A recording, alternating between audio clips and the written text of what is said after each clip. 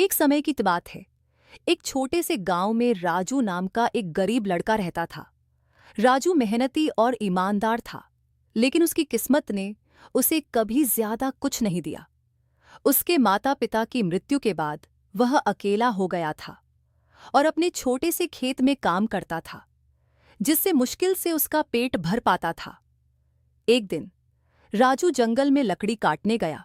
वह पूरा दिन मेहनत करता रहा और जब सूरज ढलने लगा तो उसने सोचा कि अब घर लौटना चाहिए।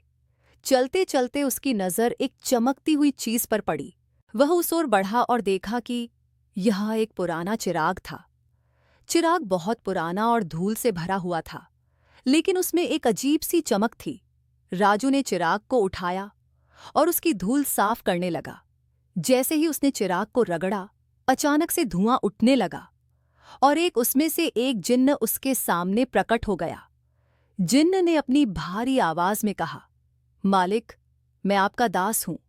आप जो चाहें मुझसे कहें, मैं आपकी 3 इच्छाएं पूरी करूंगा। राजू हक्का बक्का रह गया। उसने कभी सपने में भी नहीं सोचा था कि उसे जिन्न मिलेगा और उसकी 3 इच्छाएं पूरी होंगी। लेकिन राजू ने सोचा कि उसे इस अवसर का सही उपयोग करना चाहिए। उसने शांत होकर अपनी पहली इच्छा के बारे में सोचना शुरू किया। राजू की पहली इच्छा थी कि उसके पास इतना धन हो कि उसे जीवन में कभी किसी चीज की कमी न हो। उसने जिन्न से कहा, मेरी पहली इच्छा है कि मैं अमीर बन जाऊं। जिन्न ने उसकी इच्छा पूरी की और पलक झपकते ही राजू के घर में सोने चांदी के सिक्कों और बहुमूल्य रत्नों का ढेर लग गया। अब राजू बहुत अमीर हो गया था। दूसरी इच्छा के बारे में सोचते हुए राजू ने सोचा कि धन से केवल सुख सुविधाएं मिल सकती हैं, लेकिन खुशी नहीं। उसने जिन्न से कहा, मेरी दूसरी इच्छा है कि मेरे माता पिता फिर से जीवित हो जाएं और हम एक खुशहाल परिवार बन सकें। जिन्न ने उसकी यह इच्छा भी पूरी की। राजू के माता पिता जिंदा हो गए और वे सभी मिलकर बहुत खुश हुए। अब केवल एक इच्छा बची है। उसने सोचा कि अब उसे अपनी तीसरी इच्छा के बारे में बहुत सोच समझकर फैसला लेना चाहिए। उसने जिन्न से कहा, मेरी तीसरी और आखिरी इच्छा यह है कि यह चिराग अब किसी और को मिल जाए, जिसे इसकी सबसे ज्यादा जरूरत हो। जिन्न ने राजू की तीसरी इच्छा भी पूरी की और चिराग गायब हो गया। राजू अब संतुष्ट था। उसके पास धन, परिवार और खुशी सब कुछ था।